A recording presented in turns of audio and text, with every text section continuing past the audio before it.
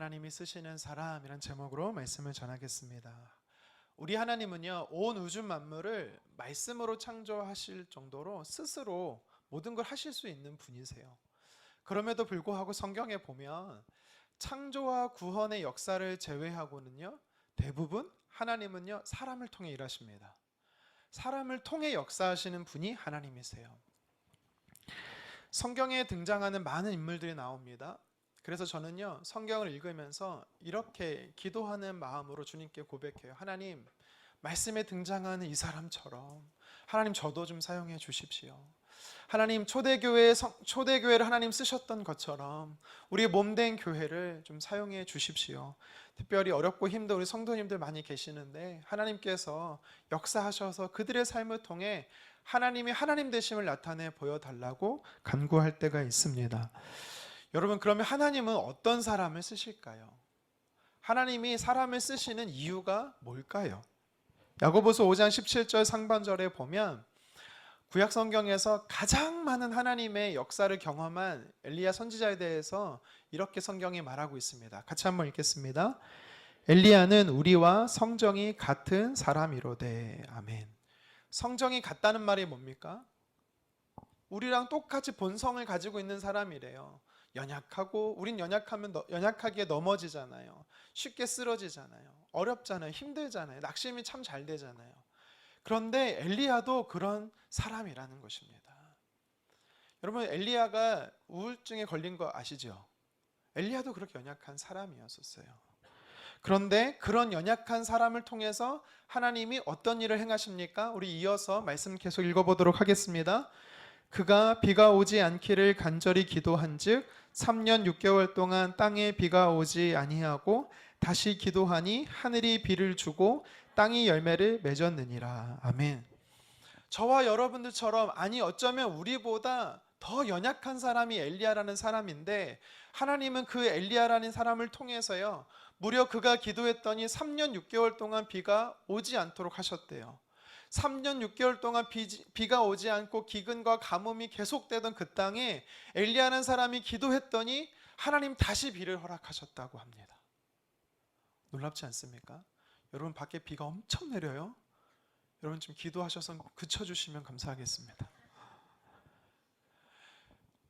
어떻게 엘리야라는 평범한 사람이라고 성경은 이야기하는데 그가 기도했더니 하나님의 이런 역사가 나타나냐고요. 여호수아라는 사람이 있습니다. 여호수아 10장에 보십시오. 그가 기브온 사람을 대신해서 아모리 사람과 싸우고 있습니다. 그들을 쫓고 있어요. 전쟁을 하고 있습니다. 그가 하늘을 향해 하나님 앞에 이렇게 외칩니다. 같이 한번 성경 읽겠습니다.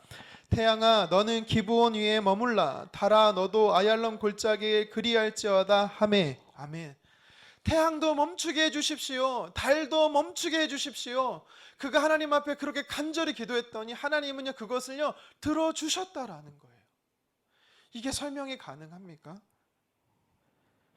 히스기야라는 인물이 또 있습니다. 열왕기상 20장에 보면 이사야 선지자를 통해서 하나님이 그에게 말씀하셨어요. 뭐라고 말씀하셨냐면, 히스기야야, 이제 너의 생명은 여기까지야. 내가 너의 삶을 거두기 원해.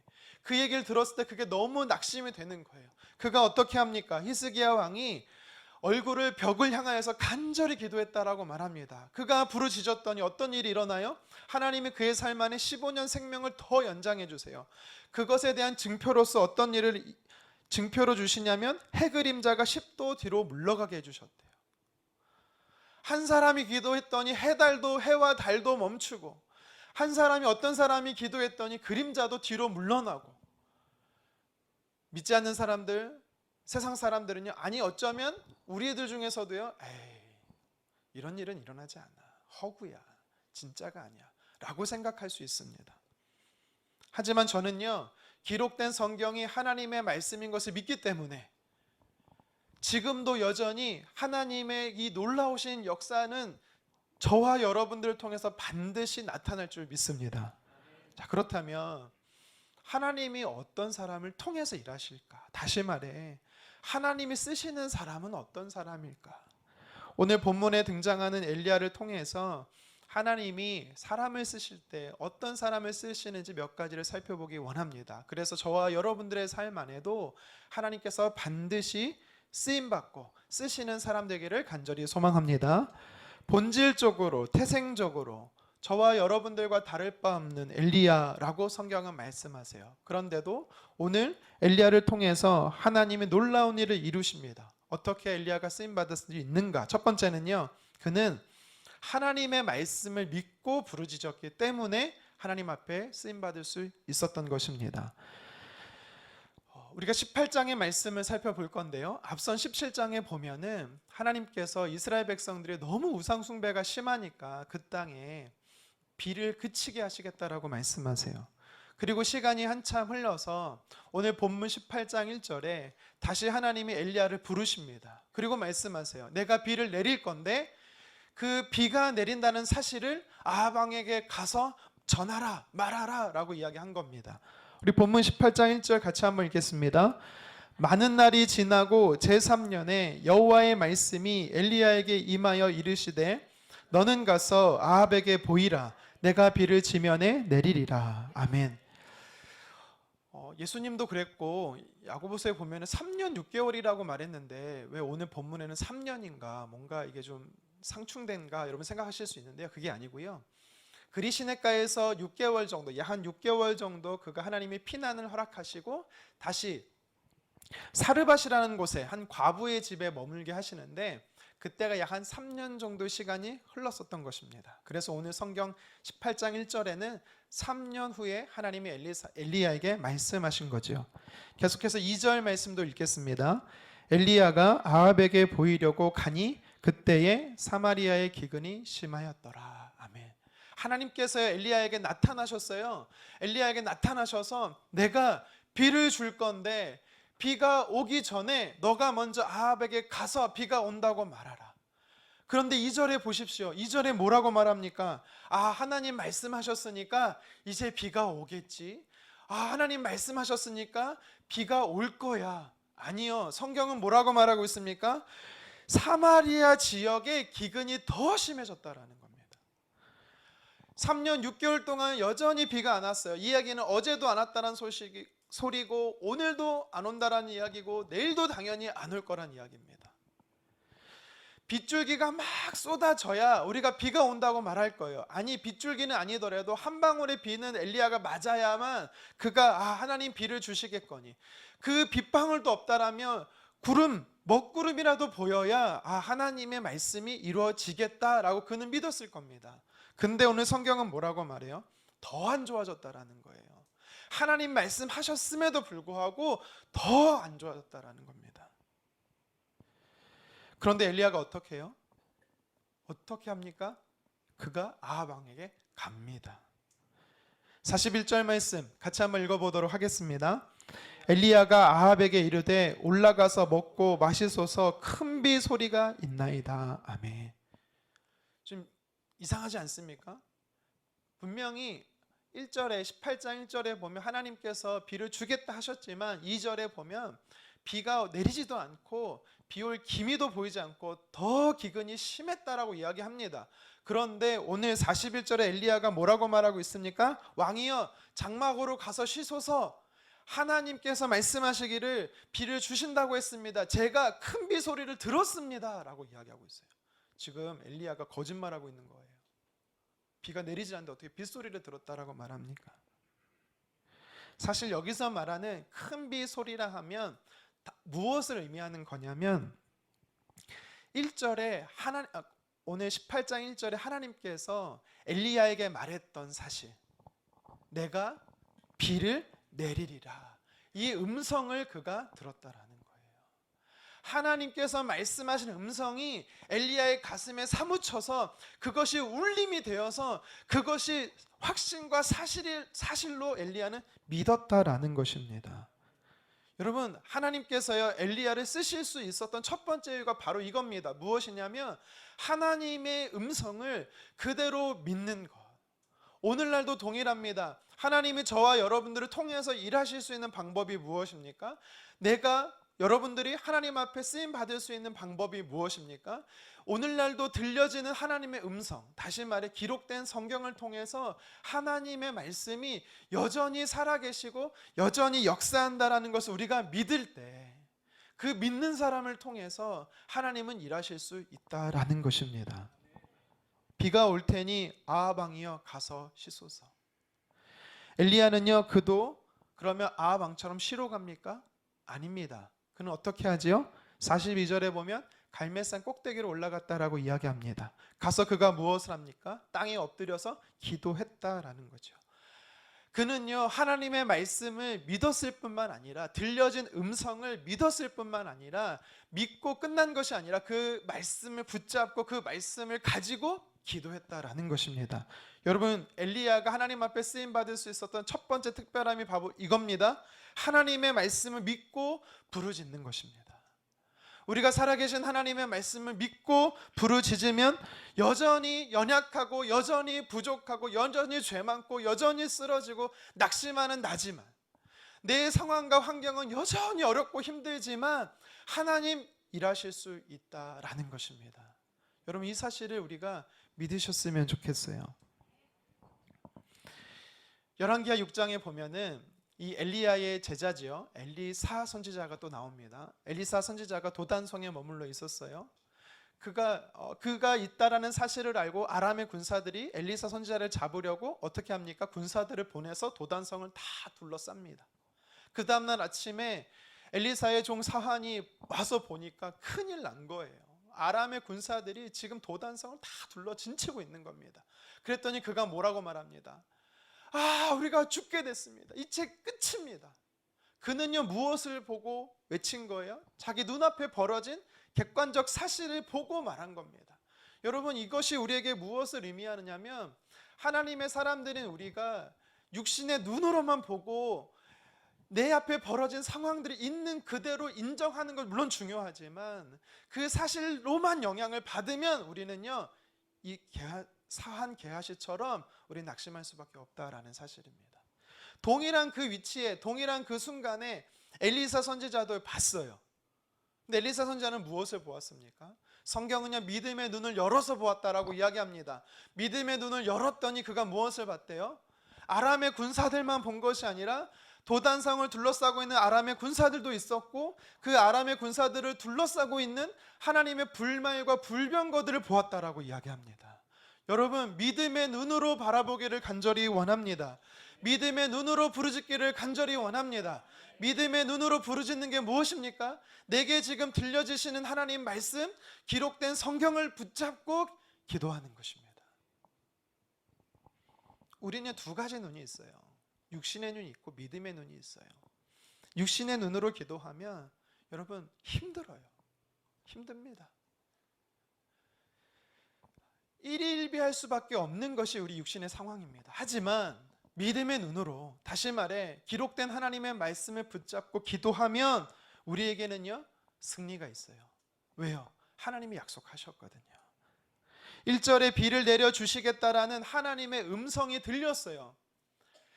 41절, 42절, 43절에 보면 그 음성을 크게 들었다라고 이야기를 합니다. 큰 비 소리가 있대. 여기서 소리는 울림, 큰 울림이란 소리예요. 하나님이 비를 줄게. 엘리야에게 이렇게 말했을 때 뭐 잔잔하게 하나님 말씀하셨겠죠. 아니면 비를 줄게 뭐 이렇게 말했는지 모르겠지만, 중요한 것은 비를 내리게 할 거다라는 음성이 엘리야에게는요, 주체할 수 없는 음성으로 울림이 되었다라는 거예요. 그래서 그 음성이 떠나지 않았다라는 겁니다. 여러분, 하나님의 말씀이 여러분의 마음에 새겨지면 울림이 되는 겁니다. 그 말씀 우리가 붙잡으면 힘이 되는 것입니다. 그 말씀을 붙잡고 기도하면 내 삶의 능력이 되는 줄 믿습니다. 그래서 여러분들이 여러분의 가정과 일터와 또 여러분이 생활하는 삶의 현장과 우리 몸된 교회를 놓고 기도할 때는요, 이렇게 기도해야 돼요. 어떻게 해요? 내게 들려지는 하나님의 음성, 다시 말해 기록된 말씀을 붙잡고 우리는 기도해야 되는 것입니다.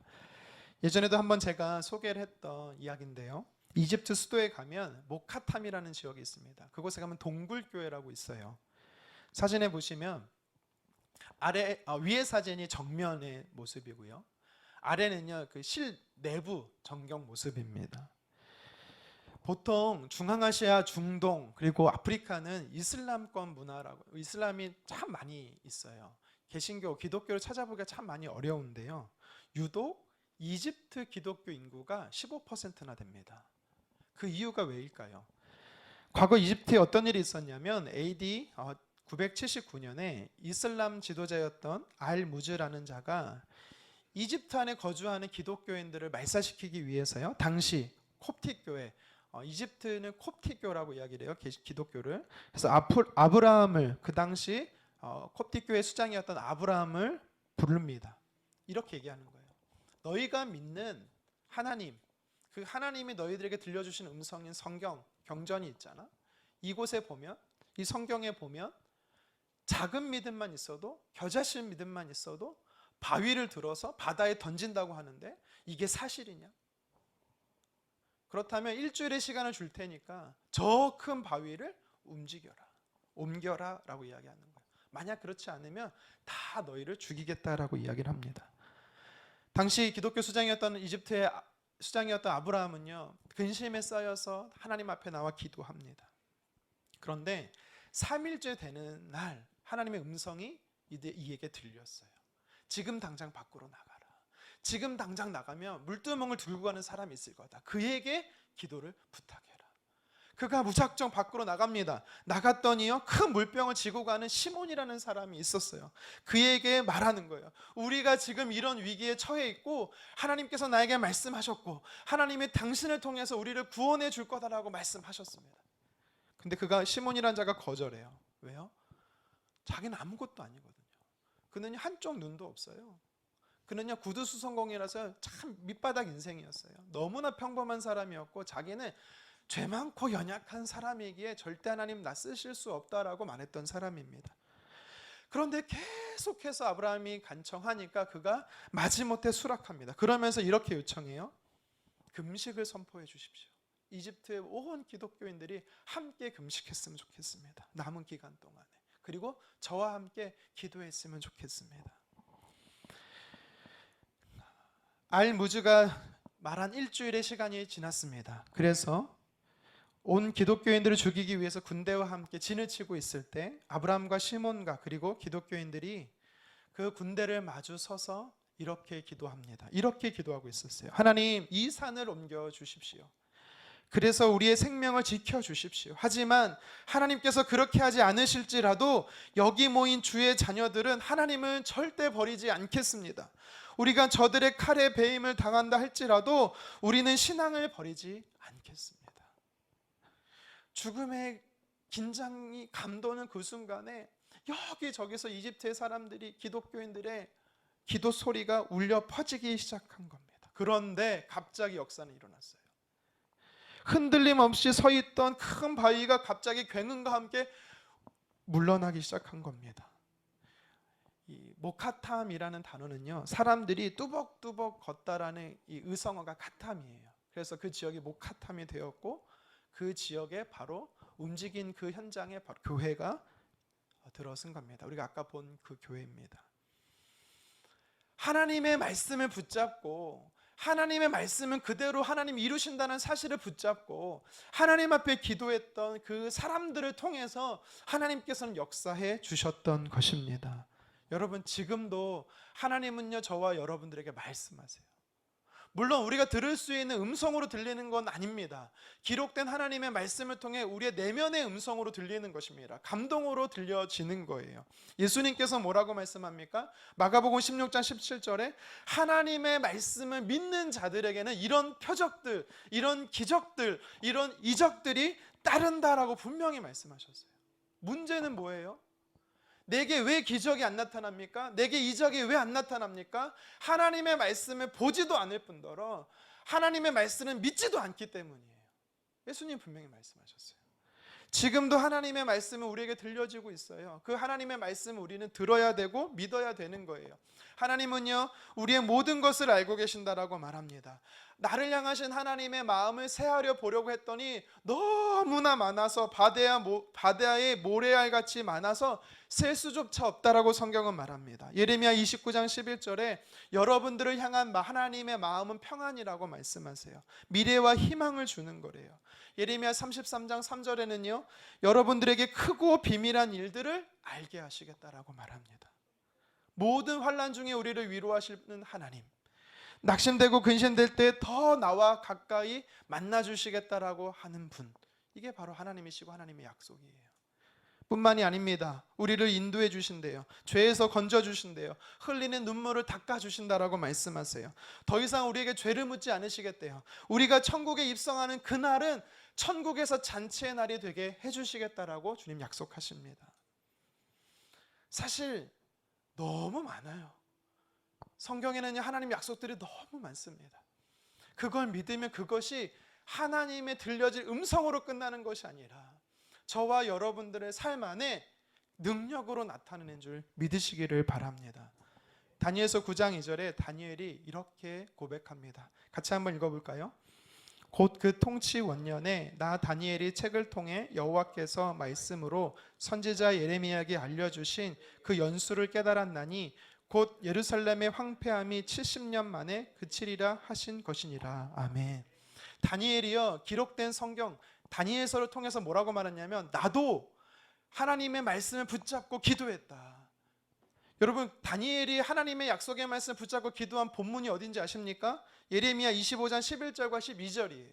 그 말씀이 뭐예요? 포로로 끌려가고 난 이후에 바벨론에서 하나님 70년이 지나면 반드시 돌아오게 하신다라는 게 하나님의 음성이었고 약속이었어요.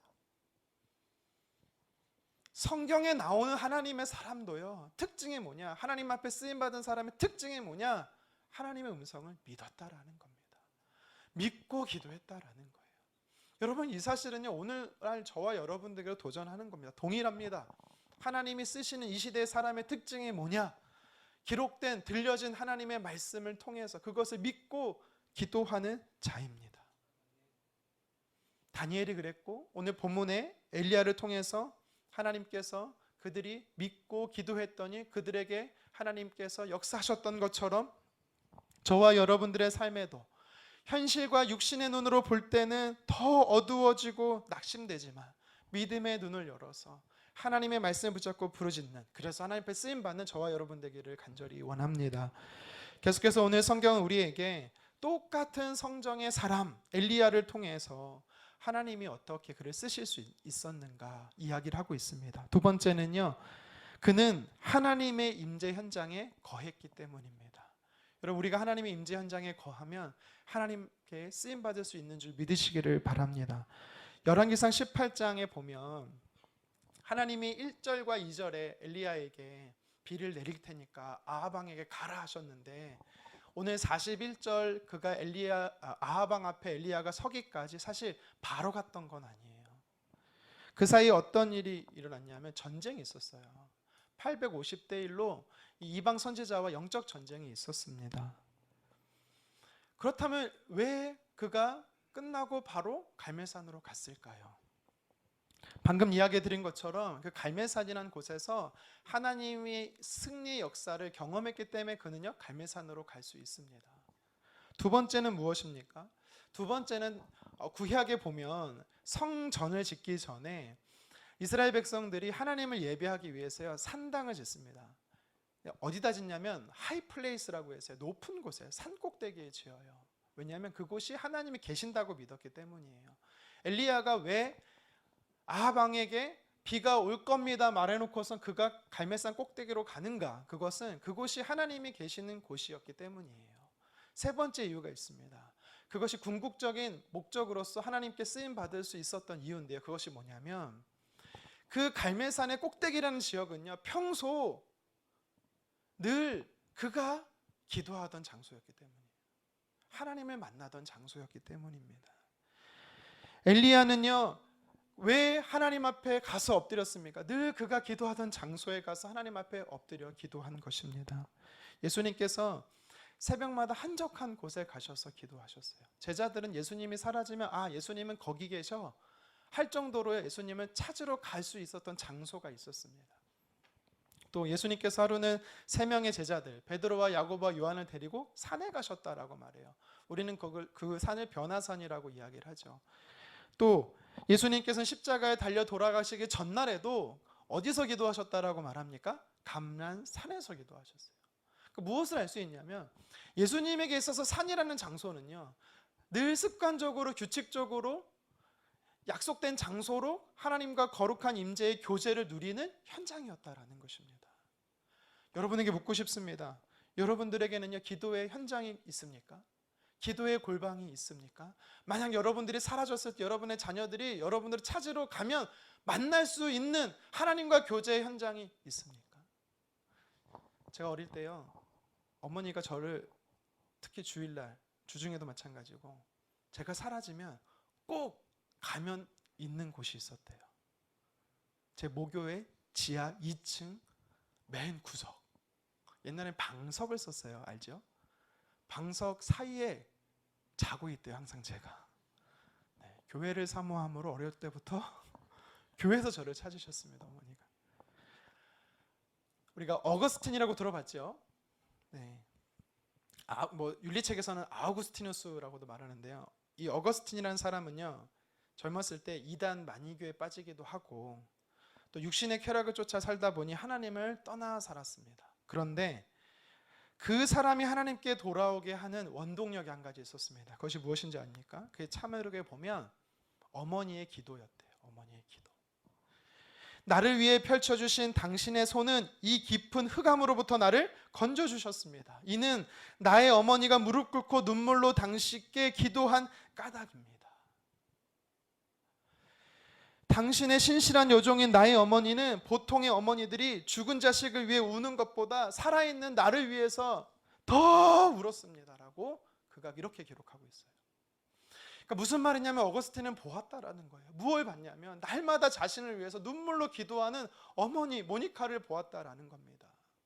또 그는 보았다라는 거예요. 무엇을 보았냐면 늘 그 현장에서, 늘 그 장소에서 눈물로 자신을 위해 기도하는 어머니를, 그 장소를 보았다라는 겁니다. 제가 물론 사무실에서도 설교 준비를 하지만 집에서 컴퓨터가 있는 방에서 설교 준비를 합니다. 보통.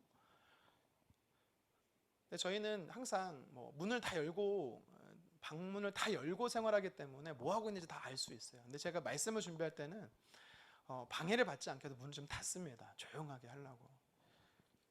근데 막 말씀이 안 풀어지는 거예요. 막 설교 준비가 잘 안 되는 겁니다. 그래서 너무 답답해갖고 좀 쉬고 있었습니다. 근데 쉴 때 정자세로 쉬면 안 되잖아요. 편하게 쉬어야 되잖아요. 그래서 다리를 이제 꼬고, 꼰 거의 상태에서 멈춘 게 아니라 이제 책상에 올려놓고 다 이렇게 쉬고 있었어요. 근데 갑자기 문이 팍 열리는 거예요. 저희 큰애가 노크를 하고 들어와야 되는데 노크를 안 하고 들어오니까 저도 깜짝 놀란 거죠. 잘못한 것도 없는데. 근데 저희 아이가 그러는 겁니다. 아버지 죄송해요. 아빠 죄송해요. 기도하고 계셨죠. 저희 물론 기도 안 했습니다. 근데 저희 아이에게 있어서 그 현장은 어느 장소다? 아버지가 기도하는 장소다. 아버지가 말씀을 준비하면서 늘 기도하는 장소로 인식이 되어 있는 거예요. 모르겠습니다. 지금도 그런지. 저는 간절히 원하는 게 뭐냐면 여러분들의 자녀들이 여러분들의 기도를 통해서 기도를 받고 자랐으면 좋겠습니다. 다시 반대로 이야기하면 우리의 다음 세대들이, 우리 기성세대들, 우리 부모 세대들을 보면서 우리의 선진들은, 우리의 선배들은 늘 기도하는 분들이구나를 인식했으면 좋겠어요. 나를 위해 기도하는 어머니가 계시지, 이곳은 우리 부모님이 기도하는 현장이지 라는 인식이 있었으면 좋겠습니다. 엘리야가 언제 갈멜산으로 올라갑니까? 그가요, 하나님의 음성에 들리고 바로 갔던 것은 아닙니다. 반나절 무슨 일이 있었다고 말했어요? 850대 1로 영적 전투가 있었다라고 말해요. 엄청 힘들었을 겁니다. 지쳤을 겁니다. 배고팠을 겁니다. 피곤했을 겁니다. 그런데 그는요 쉬지 않았어요. 어떻게 합니까? 바로 올라갑니다. 마가복음 1장에서도 보면 예수님께서요 안식 후 다음 날, 오늘날로 말하면 월요일이겠죠. 주일 다음 날 새벽 미명에 한적한 곳에 가셔서 기도하셨어요. 근데 안식일날 예수님이 무엇을 하셨습니까? 아침에 회당에 가서 말씀을 전하시고, 오후에는요 베드로의 장모 집에 가서 베드로의 장모를 고쳐주시고, 저녁에는요 어떻게 또 소문을 들었는지 예수님이 병 고쳤다는 이야기를 듣고 수많은 지역의 사람들이 다 몰려왔어요. 귀신 들린 자, 병든 자가. 예수님은요 밤새도록 고치셨다라고 이야기를 합니다. 그리고 나서 예수님 무엇한 거예요? 새벽에 되니까 습관을 따라서 하나님과 임재 현장이었던 기도의 장소에 올라갔다라는 겁니다. 제가 한번 생각해 봤어요. 이 말씀을 묵상해보면 예수님은 결코 졸지 않았을까? 저는 예수님도 졸으실 수 있겠다라고 생각합니다. 완전한 육신에도 완전한 하나님이시지만 육신을 가지고 계시니까. 그럼에도 불구하고 예수님은 어떻게 했다라는 거예요? 하나님과 만남의 장소, 하나님과 늘 기도하던 장소, 그 거룩한 습관을 소중히 여기셨다라는 겁니다. 육체의 피곤 때문에 이런저런 이유로 핑계대고 하나님과 교제의 임재 자리에 멀어지신 분 혹시 있지 않으십니까? 네, 제 눈과 마주치지 마십시오. 그럼 저도 마찬가지예요. 저도 좀 내일은 쉬어야겠다. 오늘 기도 내일 하지 뭐, 2배로 하지 뭐. 숙제하듯이 밀린 거 숙제하듯이 그렇게 주님과 교제하지 말고 늘 주님과 친밀한 교제의 현장을 사모하고 사수하고 지켜나가는 저와 여러분 되었으면 좋겠습니다. 그 현장에 머무는 자를 통해 하나님은 그 엘리야를 통해서 역사하신 것입니다. 저와 여러분들 하나님 앞에 쓰임 받으려면요 동일하게 우리는 주님과 친밀한 교제의 현장을 만들어야 되는 것입니다. 한 가지만 더 살펴보겠습니다. 오늘 성경은요 저와 여러분들과 똑같은 평범한 지극히 평범한 사람 엘리야라고 소개하면서 그를 통해 하나님께서 놀라운 일을 행하셨다라고 말씀합니다. 왜 어떻게 하나님께 그렇게 쓰임받을 수가 있었습니까? 엘리야는요 하나님께서 응답하실 때까지 그는 기도했기 때문입니다. 부르짖었기 때문이에요. 우리 43절 하반절인데요 같이 한번 읽겠습니다. 7번까지 다시 가라. 아멘. 7번까지 가라는 이야기는 뭐예요? 처음부터 6번까지 계속해서 그의 종 사환에게 계속해서 지중해 앞바다를 보고 뭐가 보이는지 보냈다라는 겁니다. 엘리야는요 하나님이 비를 내려주신다라는 것을요 사인을 알고 있었어요. 무슨 사인이 뭔지를 알고 있었어요. 그래서 그는 기다린 겁니다. 우리는요 엘리야 선지자처럼 하나님께서 내 삶 안에 응답하실 때까지, 다른 말로 하면 기도에 응답의 확신이 들 때까지 우리는 기도를 멈추지 말아야 돼요. 하나님께서 내 삶을 통해서 역사하실 때까지 우리는 계속해서 기도해야 되는 것입니다. 성경은요 7이라는 숫자를 완전수라고 이야기를 하죠. 예를 들면 하나님이 6일 동안 창조하시고 7째 날 7일째 안식하도록 하셨습니다. 저와 여러분들에게 안식한 날은 하나님이 완전하게 주신 샬롬의 날이라는 것입니다. 하나님께서요 사람을 용서할 때, 예수님을 통해서 사람을 용서할 때 7번씩 70번 용서하라고 말합니다. 왜일까요? 하나님이 우리를 향한 용서가 완전하기 때문에. 그래서 우리도 누군가를 용서할 때 완전히 용서해 주라는 것입니다. 계시록에 보면은 7교회가 나옵니다. 여기서 말하는 7교회는 무엇을 의미합니까? 이 땅에 존재하는 하나님께서 구원하시는 완전한 수의 교회를 총칭하는 것입니다. 엘리야는요 오늘 43절에 보면 하나님 앞에 간절히 기도할 때 7번, 한 번도 두 번도 세 번도 아니라 끝까지 보내요. 근데 오늘 말씀을 여러분들이 잘 묵상해 보면 아시겠지만 단 한 번도 첫 번째부터 6번째, 7번째까지 엘리야가 아니네, 멀었네, 이런 탄식이나 후회나 아니면 하나님을 향한 원망이나 불평이란 말이 한마디도 안 나와요. 왜일까요? 엘리야는 낙심하지 않았다라는 말이 아닙니다. 그도 우리와 같이 낙심하는 연약한 존재라고 분명히 전제 조건을 성경에서 말하고 있어요. 그렇다면 그 내용이 기록되지 않았을까? 이거는요 우리에게 무엇을 의미하는 거냐면 하나님의 기도의 응답을 기다리는 동안에, 내 삶에 역사하신 하나님의 일하심을 기다리는 동안에 절대로 낙심할 필요가 없다라는 걸 이야기하는 거예요. 왜요?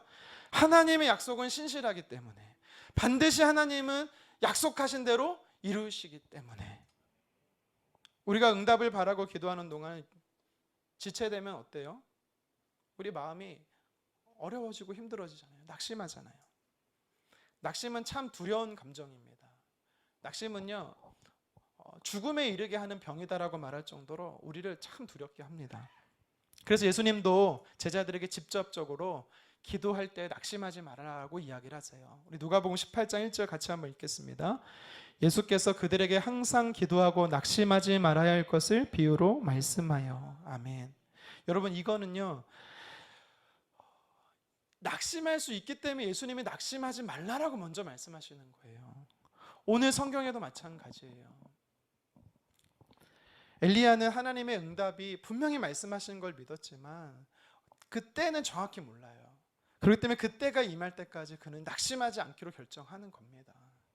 사무엘상 30장에 보면 다윗이 굉장히 낙심한 상황에 처해지게 됩니다. 600 명의 군사들을 데리고 블레셋에 망명한 지 약 1년 4개월이 지났어요. 블레셋 땅 시글락을 그곳을 거주지로 삼고 살고 있었습니다. 며칠을 다윗과 다윗의 일행들은 이 블레셋의 왕 아기스를 만나러 그 자리를, 그 숙소를 비웁니다. 그때 아말렉이 쳐들어와서 다 불을 지르고 쑥대밭을 만들고 아내들과 자녀들을 다 데리고 도망치죠. 성경은요, 사무엘상 30장 6절에 이 일로 인하여서 목숨 걸고 싸웠던, 동거동락했던 그의 사람들이 다윗을 죽이려고 했다라고 성경은 말합니다. 우리 같이 한번 성경 읽겠습니다. 백성들이 자녀들 때문에 마음이 슬퍼서 다윗을 돌로 치자 하니 다윗이 크게 다급하였으나. 아멘. 크게 다급했다라고 말해요. 여기서 말하는 다급했다는 말이 뭐냐면 두려워했다라는 거예요. 다윗도 너무 두려웠다라는 거예요. 다윗도요, 이 일로 인해서 그도 낙심했다라는 것입니다. 하나님의 사람들 낙심할 수 있어요. 그런데 문제는 뭐냐면 다윗은 이걸로 끝나지 않았다라는 겁니다. 우리 이어서 사무엘상 30장 6절 하반절 읽겠습니다. 그의 하나님 여호와를 힘입고 용기를 얻었더라. 아멘. 낙심된 상황이 있었지만 그 문제로 인하여서 그 낙심의 문제에 함몰했던 것이 아니라 하나님으로 인해서 다시 힘을 얻었다라는 겁니다. 여러분, 이거는 반대로 이야기하면 어떤 의미가 있냐면 다윗은요, 하나님께 힘을 얻기까지, 하나님께 용기를 얻을 때까지 하나님께 나아가 기도하는 것을 멈추지 않았다라는 것입니다. 기도의 현장에서 하나님이 우리에게 베푸시는 은혜가 있어요. 그것이 무엇인지 아십니까? 여호와를 앙망하는 자 독수리 날개쳐 비상한같이 새 힘을 얻을 것이다 라고 말씀하셨어요. 하나님께 나아가 간절히 부르짖는 자, 하나님이 어떤 은혜를 베푸십니까? 새 힘을 주신다라는 겁니다. 새 힘, 용기를 주신다라는 거예요. 다시 일어나게 하신다라는 것입니다. 그러니까 한 번 거절되고, 두 번 거절되고, 세 번 거절되고, 무려 6번 동안 거절되는 동안 억지로 마지못해서 기도했던 엘리야가 아니라 그 순간순간마다 하나님의 위로하심과 격려하심과 새힘 주심과 다시 일으켜 주심의 은혜가 엘리야에게 있었다라는 거예요. 여러분, 우리는 이거를 깨달을 수가 있는 것입니다. 몸은요, 일만 해서는 안 돼요. 쉬어야 회복이 되는 겁니다. 배고프면 먹어야 되고, 그렇죠? 근데 육체적으로 하던 일을 잠시 쉴 때 우리의 회복이 일어나는데 그때도 여전히 뛰어야 하는 게 있어요. 멈추면 안 되는 게 있습니다. 그게 뭡니까? 우리의 심장이고 숨 쉬는 거죠. 여러분, 기도는 뭐예요? 영적인 호흡이고 영적인 숨이라고 했습니다. 지금 우리 7월달, 8월달 방학을 맞아서 몇몇 분들이 성경을 하루에 2시간 이상씩 읽고 계십니다. 축복합니다. 할렐루야. 네, 얼굴에 다크서클이 있더라고요. 많이 읽으세요. 근데 특징이 뭐냐면 이렇게 2달 동안 1독 2독 하잖아요. 몇 달을 쉬시더라고요. 그러지 마세요. 물론 여러분, 봉사하다가 교회에서 봉사하다가 너무 지치면 쉴 수 있어요. 어느 날은요, 주일날 그렇게 좋아하던 찬양, 우리 교회 찬양 참 좋아하시는 분들 많거든요. 이부예배 찬양 너무 좋다고 말씀하시는데 좋다고 말씀합니다. 어느 날은요, 그냥 내 입이 다물어져요. 찬양이 안 나와요. 그럴 때 있어요. 그러면 그냥 입 다무셔도 됩니다. 말씀이 읽어지지 않으면, 들려지지 않으면 여러분 귀 닫을 수도 있어요. 하지만 모든 것은 잠깐 멈추고 쉴 수 있어도 절대로 멈춰서 안 되는 게 뭐냐면 성경은 기도다라고 이야기를 하고 있어요. 제가 절대로 말씀보다 기도가 우선이다 말하는 게 아닙니다. 지치고 힘들고 배고프고 전쟁을 막 치른 지 얼마 안 됐기 때문에 엘리야는요, 멈출 수 있었어요. 산꼭대기 안 올라갈 수도 있었어요. 하지만 그는 올라가요. 왜요? 그곳이 기도의 현장일 뿐만 아니라 그가 하나님의 응답을 간절히 사모했기 때문입니다. 오늘 성경에 보니까 그는요 간절히 하나님의 응답을 사모했을 뿐만 아니라 엎드려 무릎 사이에 얼굴을 넣고 했대요. 간절히 기도했다라는 겁니다. 여러분, 하나님 앞에 간절히 기도해 보십시오. 여러분 삶에 어떤 일이 일어날지 하나님 약속해 주고 있습니다.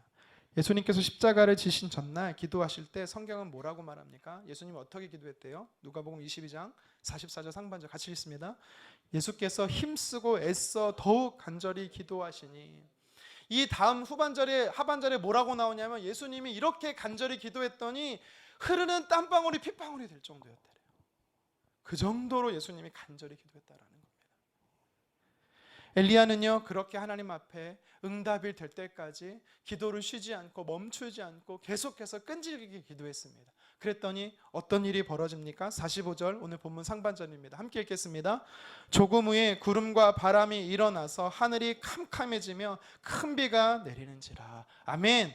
하나님께서요 그 한 사람, 연약한 사람, 부족한 사람, 우리와 똑같은 성품과 성정의 사람 엘리야를 통해서요 이런 놀라운 일을 행하셨다라는 겁니다. 여러분, 이 사실은 저와 여러분들을 통해서도, 나 예수님 잘 모르는데요, 신앙생활한 지 얼마 안 됐는데요, 모태신앙이긴 하지만 수십 년 신앙생활했지만 성경 한번 읽어본 적이 없는데요 라는 그 한 사람도 하나님의 말씀을 믿고 기도하면 응답이 될 때까지, 그 약속의 장소에서, 주님 만나는 약속의 장소에서 응답이 될 때까지 간절히 부르짖어 기도하면 주님 역사하신다라는 것입니다. 말씀을 정리하겠습니다. 오늘 엘리야라는 인물을 살펴봤어요. 그를 통해서 하나님께서 쓰시는 사람은 어떤 사람인지를 또한 살펴보았습니다. 먼저 성경은요 엘리야라는 사람은 그냥 평범한 사람이래요. 엘리야라는 인물, 우리가 볼 때는 그의 삶에 놀라운 역사들이 있었기 때문에 나와는 차원이 다른 엄청난 영적인 파워를 지니고 레벨이 다른 놀라운 사람이겠거니 라고 하겠지만 아니라는 겁니다. 똑같은 그냥 평범한 사람이라는 거예요. 그런데 그에게는요 하나님의 역사가 나타납니다. 똑같은 내 삶에는 하나님의 역사가 없는 것 같아요. 왜 그럴까요? 그에게는 있고 엘리야에게는 있고 내게는 없는 차이가 무엇입니까? 오늘 성경을 통해서 우리는 세 가지를 살펴봤습니다. 첫 번째는 하나님께서 엘리야를 쓰실 수 있었던 이유가 무엇이다라고 말합니까? 그가 하나님의 음성을 들은 그 음성을 믿었다라는 거예요. 그리고 그 들은 음성을 가지고 순종하고 기도했다라는 것입니다. 오늘도 하나님의 음성은 들립니다. 하나님의 음성이 어떻게 들립니까? 기록된 말씀으로 우리에게 들려지고 있습니다. 여러분, 그 말씀을요 여러분 믿으세요. 나의 말씀으로 취하세요. 그 말씀 붙잡고 기도해 보십시오. 하나님이 일하신다라고 약속합니다. 두 번째로 엘리야를 하나님께서 쓰실 수 있었던 이유가 무엇입니까? 그가 평소 늘 하나님과 친밀한 교제와 기도의 교제를 누리던 장소에 그가 머물렀기 때문입니다. 여러분과 하나님이 특별한 시간을 구별해서, 장소를 구별해서 만나는 기도의 골방이 여러분 있으십니까? 여러분, 만약 그것이 없다면 다시 회복했으면 좋겠습니다. 무슨 문제가 생겼을 때마다 여러분 가서 엎드릴 수 있는 현장이 있었으면 좋겠어요. 나의 개인적인 문제뿐만 아니라 우리 가정의 문제, 우리 일터와 사업의 문제, 교회를 위해서 여러분들이 언제든지 주님 앞에 찾아가 주님하고 만날 수 있는 현장이 있었으면 좋겠습니다. 그 현장을 회복하시기를 주님의 이름으로 축원합니다. 엘리야가 하나님 앞에 쓰임받을 수 있는, 하나님이 쓰시는 사람이 된 세 번째 이유가 무엇입니까? 그는 그 현장에서 하나님의 응답하실 때까지 그는 기도했다라는 겁니다. 여러분, 기도의 원칙이 바로 이거예요. 응답의 확신이 있을 때까지 하는 거고, 응답이 나타날 때까지 계속하는 것입니다. 포기하는 게 아니에요. 억지로 하는 게 아니에요. 분명히 약속하셨어요. 하나님은요 기도하는 자에게 새 힘을 주신다라고 말씀합니다. 일어날 용기를 주신다라고 말합니다. 다시 기도할 수 있도록 주님 도와주신다라고 말씀합니다. 그 새 힘을 입어서 우리는요 7번까지 그 종을 보냈던 엘리야처럼 우리는요 그렇게 응답이 될 때까지 기도해야 하는 것입니다.